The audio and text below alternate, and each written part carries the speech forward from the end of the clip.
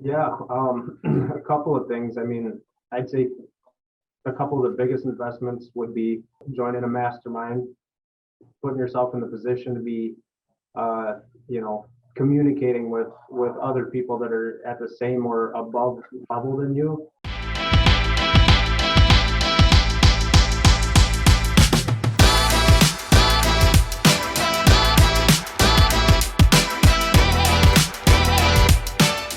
Welcome to the Real Construction Owners Podcast, where we interview real construction owners doing big things to help you grow your business in all aspects. Today, we have a special guest, Brandon and Aaron Brookens, owners of Brookens Construction. They are crushing it. $19+ million this year. How you doing today, guys? Doing great, man. Yeah, Awesome. Welcome to the show. Tell us your story before we get into the goods. You know, how'd this get started? What were y'all doing? How'd y'all find construction? Go back in memory lane a little bit. Well, I guess I'll start with this. So I was going to school, going to university in Wisconsin, and got my first bill after the first semester. And I was like, man, that's a lot of money. I haven't even declared a major yet. I don't know what I want to do. So I started calling friends from high school, and I'm like, hey, what are you doing? What are you doing? And one of my buddies was like, I work for a roofing company. And I'm like, oh man, that sounds terrible. Just about hung up on him. And he's like, oh no, I'm not like building the roofs, I'm selling the roofs. I was like, oh, I think, I think of one of my football coaches told me I'd be good in sales or something. Like, what are you doing? What are you making? And then went down. That was like a kind of a national storm restoration company. So went down to Florence, Kentucky. Within a couple months, I'm like, 18 years old. Within a couple months, I was like, I can do this. I'm gonna start my own company. Came home, started a company, crashed a truck, broke my leg, so couldn't really climb on roofs, run a company. I wouldn't have been able to run this company had I not crashed this truck and broke my leg. So that kind of put a halt to it. But I always kind of, I like the industry. I saw an opportunity to kind of go above and beyond. I'm like, there's a lot of money here. And I think these guys are just kind of slapping these crews on these projects and not really giving too many craps about, what's going down. They're just kind of piling it all up. I'm like, I think there's enough money where you can pay attention and add some value here. I think there's an opportunity. So I always kept my eye on it.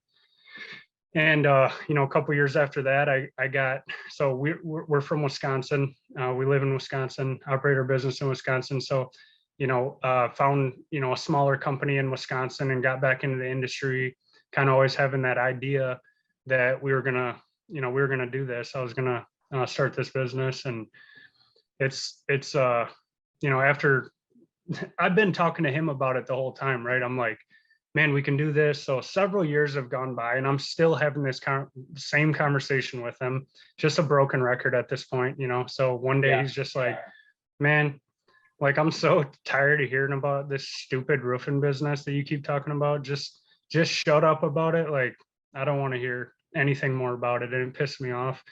It was just what I needed. He like hung up on me. I stayed up all night that night. I remember just like research, figuring out, like, I'm determined now. So got it off the ground. He poked you into action. Yeah, in the right spot. Yep, pissed me right off. So, right on. So go ahead. About a year after that, so just kind of a weird other part to the story. I'd been diagnosed with a brain tumor. So it was a benign tumor. It wasn't cancer, but it was a big operation. Like, it ended up being a 13-hour open brain surgery. So, in Brandon at the time had a really secure job, benefits, really healthy salary, everything like that. So it was kind of like we had talked about this and planned for it, like, get through this first year, get through this surgery, and then I'll join the business with you. And I knew when that day came that we'd be all right. If I could just get through that whole first year by myself, if I could get Brandon behind it, we'd be all right. And here we are. I got through the surgery. I got through that first year. I had just basically like no records, just like I screenshotted him the checking account one day, and that was like the record, like, of it being a successful first year. But like no like crumpled up contracts in the back of the truck, like no QuickBooks, no anything, just a mess, really. So he came in, really organized the business, and still to this day is always focusing on new processes, implementing structure to the business, and that's what's really kind of made it scalable, I think. That is incredible. There's some things to unpack there. We go after pleasure or we avoid pain. And in your situation, you avoided pain. You were like, man, I'm sick and tired of this. And it puts you into high gear for you and your brother to succeed. My brother and I are business partners as well. So it's cool to see another dynamic duo crushing it. Now, I am curious about you guys. What's one of the best moments you've ever had in your entire life? The entire life, huh? Entire life. Like when you were surfing down an epic wave or climbing a massive mountain and you saw, there's bald eagle flying over you. Like, what's one of your best moments that you can go to and tell us about? Yeah, I mean, it's got to be oriented around my family, honestly. Probably either getting married. I mean, I was super emotional during the wedding. It broke down, and I didn't anticipate that at all. I'm just like, the wives, they like to spend a year to plan the wedding and get everything, all ready and perfect. And I'm like, okay, whatever. Like, I'm just gonna go up there on the stage or whatever and get married. And man, when it hit me like a ton of bricks, and I just broke down uncontrollably. I was like sobbing up there and misspeaking even the words like that the person's telling me to say, and I'm like tongue tied and super nervous. Just overcome with emotion. I'd say either my wedding day or any one of my 4 kids being born. I mean, those are miracles in and of themselves. So that's beautiful. What about you, Aaron? So definitely, the kids being born. I remember the first time the doctor, held or handed me our first daughter, our oldest daughter. And it was like in that moment, like every part about my existence changed. But when you first asked the question, I got to admit, the first thing that came to my mind was that ride home from Gatlinburg, Brandon. Yeah. Like, not because like I put, business or anything in front of my family or anything. So let me back up. So we go down to RoofCon. So RoofCon, big conference, and Hunter Ballou, if you've heard the name. So we go down there. I meet Hunter, like spend like 30 seconds with him out on the floor. And I'm like, wait, you put this thing on? Like what? And he kind of just, in less than a minute, I think he's just like, oh yeah, no, this is what I did. This is what I did. And I'm like, just mind blown. I'm like, what? This is crazy. And I think I remember even telling Brandon after that conversation at RoofCon, I'm like, dude, he just told me way too much in like a minute. Like, this is crazy. Like, I got to lean into this guy. And then like a couple months later, we see this ad come through for this free retreat down in Gatlinburg. And I'm like, man, like it's free. So, there's going to be a pitch or something. But dude, like, I think even with what I took from him in like a minute, like we got to go to this. And he was on board. So we went down there, and, the whole retreat was just like getting down and dirty about like what we're doing here and what our why is, and, how having impact on others and finding true fulfillment for ourselves, so that we can then, kind of show other people the light and lead them to true fulfillment, because like the money just wasn't doing it anymore for us. Like we'd set a revenue goal, we'd hit it, we'd set it a little further, we'd go and hit it. And the process to get there was fun and rewarding, but we had, you always have this destination in mind that like, once you just get here, it's going to be completely different.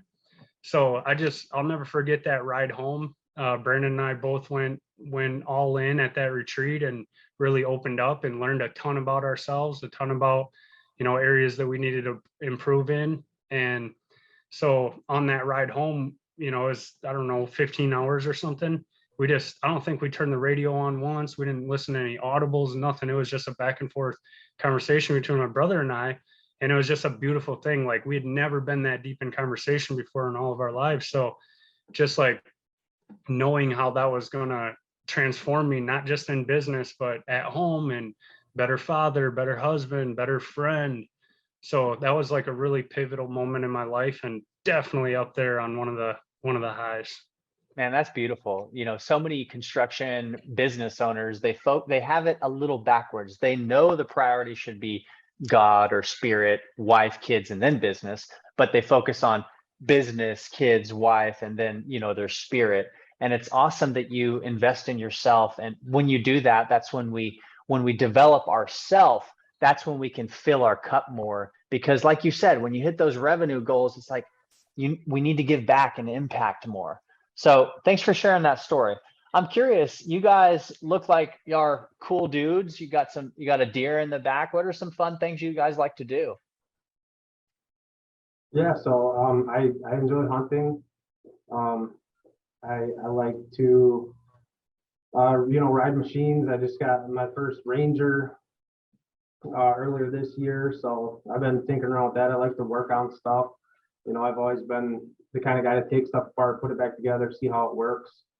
Going on trips with the family, taking the team on trips, renting out a cabin and having our own kind of version of what we experienced down in Gatlinburg with Hunter and the Revolt team. We kind of brought that home and said, hey man, like the way that makes you feel is something that we want everybody on the team to feel. And so we've almost like just cloned it really, but it's just as effective and people take a lot away from it. So that's really fulfilling. I mean, I consider that like a passion more than a hobby, really. Nice. Let's switch gears a little bit. I'm curious, as success happens, we start to accumulate wealth, and we're talking to business owners, people who have a 7 and 8 figure net worth. What are some things that you guys have invested in that have surprised you? Yeah, a couple of things. I mean, I'd say a couple of the biggest investments would be Revolt, joining a mastermind, putting yourself in the position to be communicating with other people that are at the same or above level than you, and just really having the same focus, right? Like we've all got the same goals. We all know the secret sauce, that it's not the money, it's the impact. So I wouldn't even call that surprising. We weren't surprised that worked, I guess, as well as it worked. And just like when that light bulb switched, like that's the secret sauce, man. That's a big one. Another one was an investment to bring marketing in-house.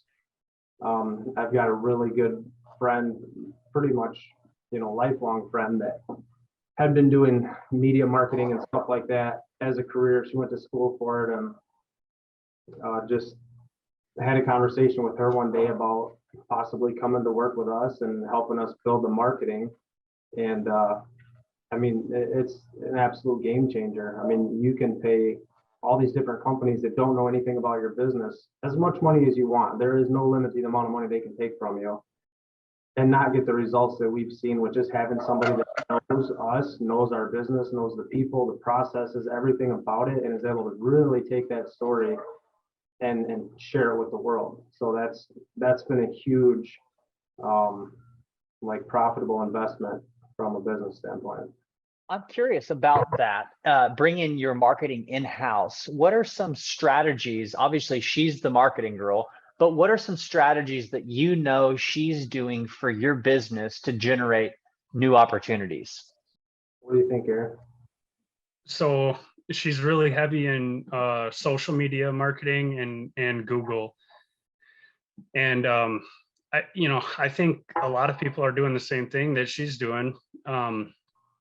She's got the landing page with some video content on there, like multiple different ones where, it's like this message for this particular type of the audience, maybe this message for, the part of the audience where their claim might have been denied on the initial inspection by insurance. We do a ton of insurance work.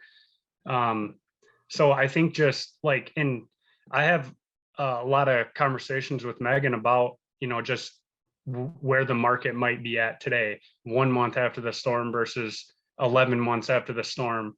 So just kind of talking to her about what I'm getting. I lead from the front. So I'm out there in the field. I'm managing my own book of business, along with the the sales manager and the rest of the sales force. So I really get firsthand experience on, the market and where they're at. So I think it's just being particular, not just casting a broad net, but specifically like, what do these people want to hear? And then she knows how to effectively deliver on that. I can do that door to door. I can do that when a lead's in front of me in person, but she can do that to 50,000 people in a week. That is very high quality information right there. You're basically, when you're marketing, you're talking about being specific to your audience and recognizing that your message may be different 1 month after the storm versus 7 months after the storm, because you in the field can do that at the door, but your marketer, she can take the video content, geo-target the areas and deliver that. That's very good information. I want you to tell us your best success secret in your business that's enabled you to go to almost $20 million this year. Yeah. So I think honestly what the biggest secret is, and the most enabling thing that's allowed us to actually not just sell it, but also build it and collect it, is the systems, man. The systems that we have. Like, we have so many automations and processes that happen just as a result of something else happening that carry the workload. I mean, because we really only have like 28, 29 people and really 25 because we just hired a few new ones. So talking 25 people doing almost $20 million worth of revenue, you have to have, like, we have Zapier set up where, gosh, I think it's doing like 20,000 zaps a week or something like that. And so if you convert that and say, well, that's just, even for 1 minute per task, which a lot of these are like things that used to take 15, 20, 30 minutes a piece to do. But if you just said 1 minute per task in 20,000, I mean, think of all the hours. There's not enough hours in the day for a human to complete that stuff. So that's really been a huge step to being able to actually do this successfully, not just get a bunch of contracts and have a bunch of customers that are pissed off. Like, we're growing our reputation and our Google reviews, and people love us because we're doing a great job at it. So I think like the technology, leveraging technology has been really some secret sauce for us. Okay, we're going to unpack that a little bit. If you could unpack your systems and the technology that you have, so that way somebody who's at 5 to 10 million is like, man, I need to do that. Yeah.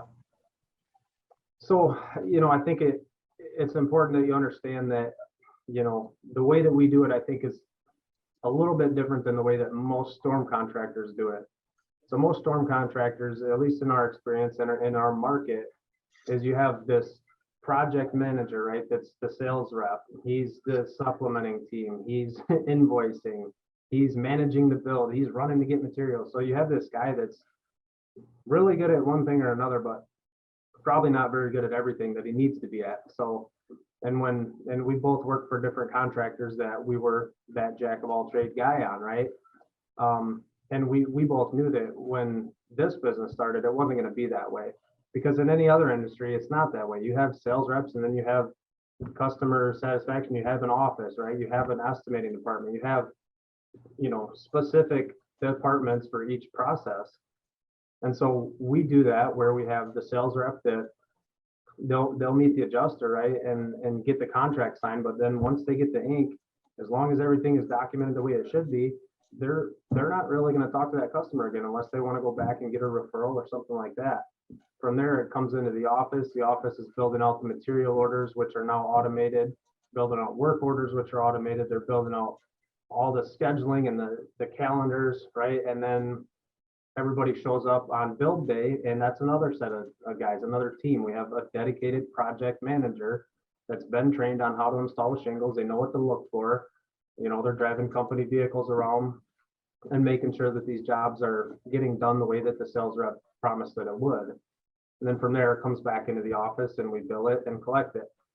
So, some of the technology that we use, like one of the big things I think that helps our sales reps like have such success is that when they go out and do an inspection, we're getting these customers a damage report, right? It's a, 10 to 15 or 20 page, depending on the size of it, PDF document that has definitions, explanations, pictures of everything that they're seeing.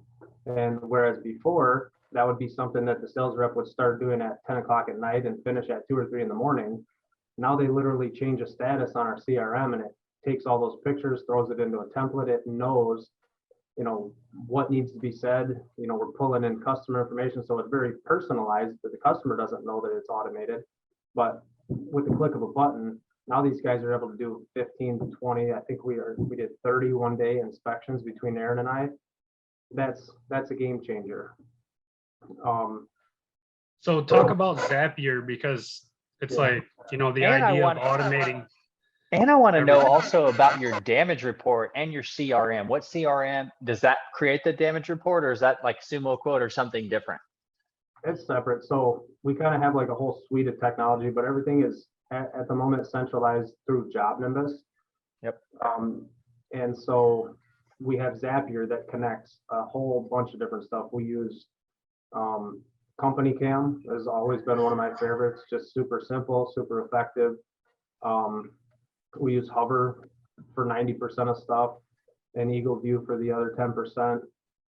What creates that damage report, I think, is a different program called like Doc Parser or Doc Raptor or something. Megan knows a lot more about that, but that's what actually takes all the pictures that are in the file at that time and throws them into a PDF file, renames it, reformats it, and makes it look good, and emails it to the customer. Nice. Okay. And then your brother was mentioning Zapier. What are some, like 20,000 zaps? Somebody who doesn't know what zaps is, what does that mean? And how's that beneficial to your company and the growth of it? Yeah. So a zap is just basically an automation, and Zapier is, as far as I know, they're like the biggest kind of, it's basically like a connector, right? So if you have, like with Job Nimbus or whatever CRM a contractor might be using, there's undoubtedly some integrations that are built in where you can connect your Company Cam, you can connect Eagle View, you can connect to your supplier, whatever. Well, what Zapier does is allows you to connect things that don't necessarily have an integration. It kind of opens it up. And we also work with this other company called Get You Wired, where they're just a bunch of programmers. Like, even if Zapier can't do it, they're going in, they're writing code, they're building like what needs to be done on the back end that I have no idea what it is, but they make it work. So, Zapier. Wow, Aaron, you have something special here, brother. You're the face, you're the go-getter, and then you've got a real smart tech wizard in the background. You guys are, like I said, a dynamic duo. That's awesome, dude. Yeah. And honestly, I can't even take the credit. So the marketing girl, Megan, that we brought in, built the ads and everything. And then I told her when she first started, I'm like, Megan, I don't know where you're really going to fit in after we get the marketing piece down, because obviously a lot of that is, for the most part, you get the content, you build the video, you build your campaigns, and then you kind of set them up to run on Active Campaign or whatever. I said, I don't really know where I'm going to fit you in, but as long as you're open to kind of me just throwing stuff at you, you'll be fine. Well, she got, done with some marketing stuff. She's like, hey, I got some time. I'm like, well, this is something that I've been meaning to do for a while. Why don't you just take this? And she took it and had the, the focus and the dedication and the ability to get it done. And she did it better than I could have ever done it, because I'm too busy with everything else. So it was really just amazing the way that she ran with it.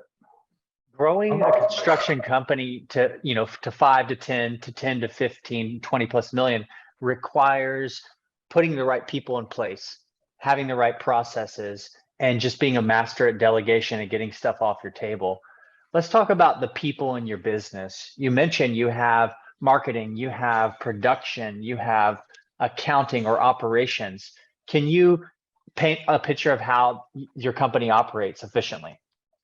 Yeah, so we kind of took this from Result as well. Another return on the investment from the mastermind, but it's a business operating system called EOS, Entrepreneurial Operating System. And, we've kind of taken the broad idea and made it our own, but basically it's a top-down type of structure where you have a visionary and an integrator. So Aaron's the visionary. He's got all the crazy ideas, but he's busy. He's not organized. And then you have the integrator where I'm like not as creative, but I'm able to say, well, hey, that's a really cool idea. And if we did this, this, and that could actually work.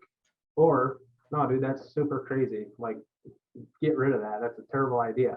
So I'm like a filter, right? But then you have visionary, integrator, and then from there we have our leadership team. We call it our EOS team. So we've got a head of production, we've got a head of the office, we've got the head of marketing, and we've got the head of sales. And then from there, underneath them is, depending on the size of the team beneath them, there might be team leads. We really don't want any one person managing more than 3 to 5 people directly because you just can't do it effectively. But yeah, I'm so glad that you mentioned the people because that's a huge piece that just gets overlooked. Like, we have awesome people, and it's kind of funny because over the years we've had lots of different people in lots of different places. But as you grow, as you learn, as you have more revenue to bring more people on and pay them better or invest more into the stuff that they're using, right? It's like kind of just upgrading like the Sims or something. Like you're building this house and now you've got, wow, like Ashley in the office, she's a total boss. Like takes ownership of everything. Like and stuff that you can't even ask people. Like we made the mistake one time. We'll wait for that. Yeah, but we're about to get into some expensive lessons after you finish this. So okay, let's hold that. Yeah. But, and like my guy Trey that's running production, like managing all the project managers underneath him, like just having the right people that get it and that want it and they're capable of it in the right seats is huge. Like you can't do it without your team. And we figured that out really quick. At about that $5 million mark, it's like, I can't do all this anymore by myself. And same for Aaron. So now it's time to start delegating. And the rule of thumb is if somebody can do it 80% as good as you can, give it to them, let them run with it. And you'll be surprised because a lot of times it's like, wow, it's just that fresh perspective. Like, I never thought of that. That's a great idea, man. Thank you. Like, let's do it. Now let's dive into project managers and trucks. You train these project managers. Do they have a company truck? How do you protect your company besides having good insurance from liabilities? So we've got Brookens University, another idea that came to us through Revolt. But basically, we recorded a ton of content for the office positions that we've used Loom to kind of record the process and like how to create a material order, how to change the status, how to do literally everything that could need to be done in the business. That's a protective measure because if I disappear and I know everything and nobody else knows how to do it, what are they going to do? They're going to have to start from scratch. So I really feel like that was some cheap insurance. And I got to throw this in there because I think it's really important. If anybody wants to do that, record every process of their job, which they should, because if you expect somebody to do it, then you need to lay it out really, really clearly for them on exactly what you want them to do. Because if they don't do it, then how can you be mad at them? But I got super overwhelmed when I set out to do that. I'm like, all right, every process that I do is getting recorded, organized, put into folders, and it's going to be accessible to whoever needs it. And I'm like, okay, so I'll just write the whole process out and then I'll get recording it. And it was daunting, man. Like I couldn't even think. And I got the phone ringing. I got people coming in, emails, checks, payroll, blah, blah, blah. So then it clicked. When I switched my perspective, everything came together. But I'm like, why am I worried about putting this structure together right now and then recording it? Why don't I just go to work, do the things that I always do and record it in the process? Like, hey, I got to do payroll. Actually, let me start the recorder, get the screen on, boom. All right, in this video, I'm going to show you how to start doing payroll. And then when I'm done, stop it, label it, throw it in the folder. I'll come back and organize it later.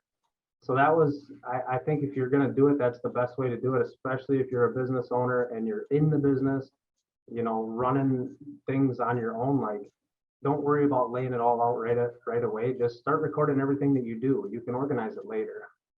And that transitioned into, hey, Ashley, when you're doing that, can you just loom that? Yep. Or, hey, sales manager, when you're doing that, can you just loom that? So other, the people that are in your business and they already know what they're doing.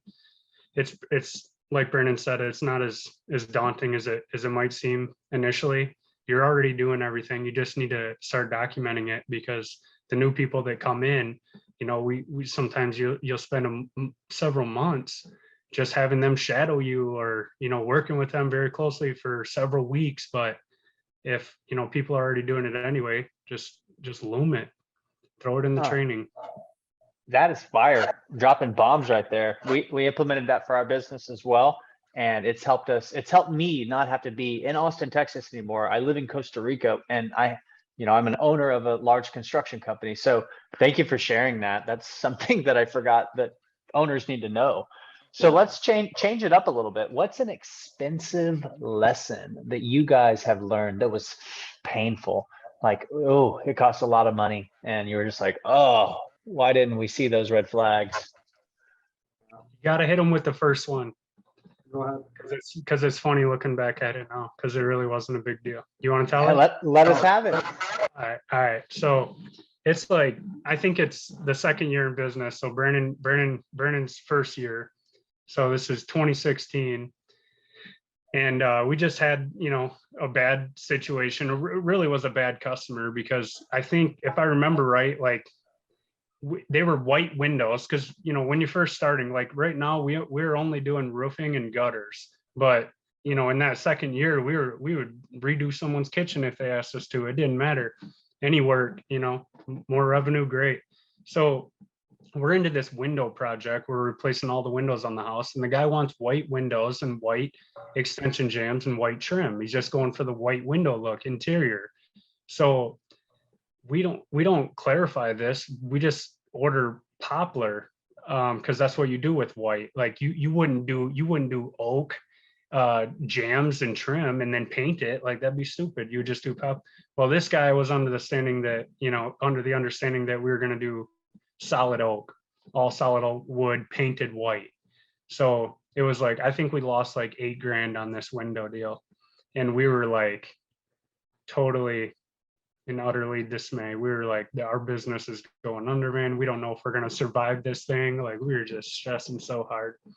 So what lesson did you learn? What lesson did you learn in that scenario? Just be more thorough about, setting proper expectations, documenting everything. Having customers sign off on actual materials as well, I'm sure. Yeah. The more detailed, the better. We're still working on becoming more detailed, just even with a roof. Like, I think we just added something to the contract on. This is a thing about scaling the business too that we really kind of overlooked. But like, what, if you're at the $3 million mark, the $5 million level, like, and you have, say 5%, callbacks or issues. Well, on 100 jobs, it's 5 jobs. It's not that big of a deal. Well, turn that into 1,000 jobs, and now it is a big deal. So it's still the same percentage. It seems to us like, oh my gosh, like, this is going crazy. This seemed like a small problem, but now it's this huge problem. But you do the math, it's the same exact percentage. It's just that, the scalability of it makes it seem like a much bigger problem. But we just changed something in the contract to, this is one of those things, the overhang on the shingles, on the rake edge. Like, we're giving customers the option now, because if we do it to, shingle manufacturer recommendations, they want it, in an inch and a quarter or something, an inch. Yeah. And then if we do that, the customer will complain that their neighbors is flush. If we do it flush, the guy will come out and say, shingle, I read their directions and they want that overhang. So now we're giving them the option. And, there's going to be something in the future that we come up with. And I like to say that if we don't give customers the option, we become an option, because you never know what it is that your competitor's coming up with, to what their selling point is. So just the more options that I can throw at a customer, we found has really increased our closing ratio. That's very, very good information, guys. You're adapting to what you're hearing from your customers from past painful experiences, so you don't have to experience those painful experiences again, or have those retarded conversations again, by just putting it in your contract. Love that. I'm sure you've had another expensive lesson, Brandon, from the operations side that you can share that was painful, that cost a lot of money, that put stress in your heart, that you're like, oh my God, I never want to do that again. What do you got? I mean, tons of them, man. Like, honestly, there's been so many mistakes that we've made that have cost money. That's how you learn. That's how you know you're never going to do that again. And you build a system around it to ensure it doesn't happen. Yep. Trying to come to mind is we had just the bonehead idea, like probably 5 or 6 years ago, that if we want somebody really good in the business that's really going to come in here and turn things around and do a great job, then we just got to pay them a whole bunch of money. So, I mean, we're doing $2-3 million a year, and we hire this guy. He was our banker. We're like, hey man, we'll give you $80,000 to just come in here and be awesome. And it was terrible. It was a disaster. I mean, the guy had no idea what he's doing because we didn't give him anything. We just said, come in here and make it great for us. And so we wound up having to kind of sit him down and say, hey, look, man, like, this isn't working out. He actually said, well, let me go sell. And he sold for a month or two and then he left. But, obviously we nipped it in the bud. We didn't pay him $80,000 over the course of a year, but still, I mean, an $80,000 salary is costing you $3-4 grand a month before you realize it. So another one, he would have been a good employee too, like super qualified candidate, just terrible leadership and no direction. But he would have been a great fit if we live and learn. Yep. There's a saying that says sometimes we win and sometimes we learn. Yeah, absolutely. I preach. I'm curious. All the time, man. I'm curious about the best process that you're most proud of in your company. Damage report automation over here from the sales. Oh, I fought that so hard too. That's something I want to share. Like, when you're doing it your way for so long and then new people come into the business, it's hard to just say, okay, yeah, let's give it a shot. I fought that damn damage report automation so hard. I'm like, that'll never work. And it's going to give them too many photos. We need to do this. What if this happens? What if that happens? And I fought it. I was like the last person in the company to actually use it. And I just remember when I finally got like 10 damage reports out in like 2 minutes, and I called Megan right away and I'm like, hey, I'm so sorry. Like, you were right. This is the way. So you'll take the photos and then when you're sitting with the homeowner, you send them the report so they actually have it instead of just showing it on the phone on company cam. Is that what you're talking about? Yeah, it's basically like packaged with a bow ready to send to insurance. It's got the date of loss on it. It's got, what we're seeing as far as you've got damaged shingles, you've got collateral damage on, your vents or whatever. So it's literally a thing that they can send right to their adjuster. And actually a lot of times what'll happen is we'll send that to the customer. They'll send that either to their agent or to the adjuster, and the adjuster will just write an estimate without ever being on site. They'll take our work and use it as, he's just going to come out and do the same thing, right? So it's been very efficient. That's one scenario. I want to add something to this because, like, that's in a perfect world, right? In a perfect world, your homeowner will respond to the email and say, thank you, I got it. And the next day they'll say, wow, my insurance adjuster approved this. But like, that's not the majority. Like, that doesn't happen all the time. So why I really like the damage report is for the amount of times that I get to touch the customer. So I don't send the damage report right away during that first inspection meeting. We go there, we do the inspection. So we touch them there. We make our impression. Then the next day they get the damage report. Then the day after that, we call them for no other reason than to just verify that they received the damage report email. Even though I know that they received it because Job Nimbus tells me that they received it and they opened it, I'm not just going to stop there. I'm still going to call them to touch them a third time in those first 3 days. And then from there, maybe half the time they'll call us a week or two later and say, hey, my adjuster's coming on this day. Great. But if they don't call a week after that third time we've touched them, we're going to call them again and just make sure that we're not missing the adjustment meeting, because it's really important. We don't do contingency agreements. We kind of do the opposite. Like, we want them to want us there. So our pitch is like, look, you need somebody to meet with your insurance adjuster. It's very important to have someone there to represent you. I'm willing to do it. You're not obligated to hire my company just because I meet your insurance adjuster, but I'm willing to be here. Now, if I make it to that insurance adjuster meeting, now that's the fourth time, I'm touching them, or fifth, because they're calling me with the adjuster meeting, but I'm out there again. Now it's like I gained this subconscious indebtedness for, number one, I'm not pushy. There might be other people that they're talking to. They're like, oh, just sign this. We'll handle everything. Just sign this. And I'm there and I'm like, don't sign any contingency agreement. You should be trying to identify who can provide the best value possible within the claim amount. I'm willing to earn your business the old fashioned way. Give me a shot. By default, anyone else that's asking them to sign something, they're not signing it. They're just going to have me there. They're not obligated to anything. They can back out at any moment. Well, I get, our closing ratios are really good. That's very, very interesting. So many people will debate that topic right there, but it sounds like it's working out for you guys. So kudos to you guys. Hey, before we wrap this up, curious, how are you scaling your business? Recruiting.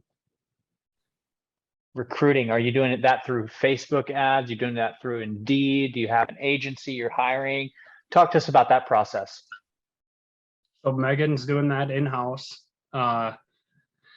It's probably pretty similar campaign to the campaigns we're running to our customers. It's where there's B-roll of, us at a retreat or anything. We want to, I think a lot of people just want camaraderie and they want to feel like they're a part of something bigger than themselves.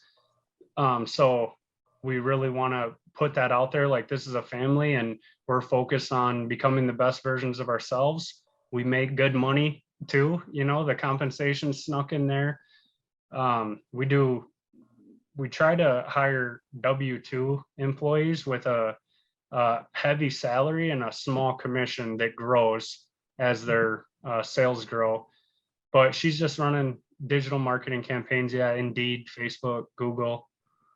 Curious, you just said something I don't hear very often. So you're hiring sales reps to come in as a W-2 with a small commission. Can you unpack that a little bit? Because everything we hear is commission and they get like $100 or $200 for every time they schedule a verified appointment. Yeah, so we found that and contractors listen closely because they're doing almost $20 million a year. And people want security. They want a net of comfort when they're looking for a job. And especially when they hear the word sales, commission, they're like, I don't want anything to do with it. So you got something you're about to share that I can tell is unique. Yeah. So I thought about chiming in with this when you were talking about best investments that you've made. So obviously it's an upfront thing. It was a risk, before we had any data to prove that it'd be effective, but we just knew that we were going to be marketing to a whole different pool of candidates with a salary, with benefits. And what we found was the productivity just about tripled on average. Our average sales reps were selling like $300,000-$400,000 a year in sales. And now most of them are closer to the $1.5 million mark. And I think it's just like, internally in their mind, they're getting paid a salary every 2 weeks. They're getting a salary and it's a good salary. Like, they should be able to, make their ends meet. So $50,000 salary. And then we pay them a commission based on the profitability of the job. And that grows with time. But I think the big point is that, like, they don't have the option to just take, all this time off because they hit their $1 million in sales, or they had a couple $100,000 a month, or whatever. They're just not feeling it. It's more of a, this is your position and this is what's required of you, versus 1099 kind of like, you're kind of like having to pull them from the top all the time with 1099. You can't really have that fire under them to say, hey man, like, if you don't do this, like, I'm going to cancel our subcontractor agreement with you. I mean, you could, but it's just, it's much more like you're trying to motivate them and, come on, man, you're a killer. You can get out there. You can earn more for yourself. But with a W-2, it's like, man, Tuesday morning sales meetings, what are you doing today? But I think just by them getting that paycheck every 2 weeks, they're already, in their mind, they need to be at work, 5-6 days a week minimum. How do you track these individuals to make sure they're actually out working? So it's more of a, we're tracking the metrics like how many roofs did you inspect? How many contracts did you turn in? So we have minimum standards there. We want them turning in at least 5 contracts a month or $100,000 in revenue. So if they don't hit those bare minimum standards, then we start to have reviews with them and say, hey, and really try to identify, not just solely from a business standpoint of like, why aren't your numbers there? Like, you're getting paid to produce money for the business, but like, hey man, what's going on? Like, I want to make sure that you're fulfilled. I want to make sure that, you know, you're feeling good about everything. And, you know, these metrics are down this month, and I just want to, you know, chat with you about it. And most of the time you can get to the bottom of it. I'm dealing with burnout or, you know, whatever it is. And then kind of have that pep talk that they need to hear to get back out there and get that momentum back up. Momentum is such a big thing in sales. So if, you know, it's just one little conversation to get them back on the right track, usually it's a couple of days after that and their numbers are back on track. Are you the sales manager, Aaron, or do you have somebody driving the reps? Yep, I have somebody in that position. So we kind of tag team it. So like I said before, I'm managing my own book of business. The sales manager has, you know, his own book of business. So we're kind of tag teaming it. Nice. And Do we you guys kinda use have, Telegram? Do y'all use Telegram to manage, you know, to cheerlead to get everybody excited, or do y'all have any internal app? We use Slack. Okay. Nice. So Nice. definitely we have probably over 100 different channels, and, you know, one of them shits and giggles, one of them's leveling up, Beasts of Brookens, where we'll all post our, you know, if we're doing a workout in the morning or whatever. And, you know, the leadership team, we talk to each other about, you know, making sure that we're all posting in that, because it's inspiring. And like, I get inspired by it too. It might be a new guy in the business, and, you know, he's posting a picture of him playing a game of pickup basketball at 6 a.m. in the morning, and it inspires me. So I really enjoy the Slack and the camaraderie from that. That group. is a high level culture building strategy right there. Can you give us 3 to 5 different Slack lines? You said Beast of Brookens. That's for the workouts. What's another one? We've got leveling up, which is just motivational stuff. Like like Hunter Ballou just released a book a couple days ago. And so I posted the link to that book and said, hey guys, like, check this book out. A lot of times guys will just screenshot those motivational, you know, posters or whatever from Facebook. You know, we've got the Shits and Giggles channel that's just funny stuff. Like, we try to, if you don't do that, if you don't have separate channels, then it's all going to get intertwined, right? But people know, like, if you got something funny, great. We all like to have fun, but keep it in that channel. Adjuster meetings, like tactical stuff too. Like, hey, I'm looking for help. I'm double booked 9 a.m. Tuesday. Yeah, I can do it. Inbound leads, you know, for the office. If I'm in a meeting, but, you know, I see an inbound lead come in, I can just screenshot it, throw it in the Slack channel, and then somebody in the office can enter that then into the CRM and assign it out, or send it to sales manager who can delegate it from there. Yeah, we've got, you know, we use it for everything, man. Office lunch, right? Like, what do you guys want for lunch today? But the really cool thing about that is it's almost like the Loom idea, right? Where you almost have this book with chapters and an index, and you can just go in like, hey, I need some motivation today. All right, go back and read through this stuff. And yeah, it's been really cool, well received. The app works really good. Yeah. Man, this has been so much fun, guys. I want to respect y'all. Y'all are, you know, 8-figure contractor like myself, doing big things. We've had almost an hour, and bomb after bomb has been dropped. The Brooken brothers out of Wisconsin, Brookens Construction. If somebody's looking for a new home and they like what you guys are saying, how can somebody reach out to y'all? Yeah, so if it's a customer, we've got you know, our website. It's brookens.com, BROOKENS.com. If you got somebody that's looking to join the team, we've got careers.brookens.com.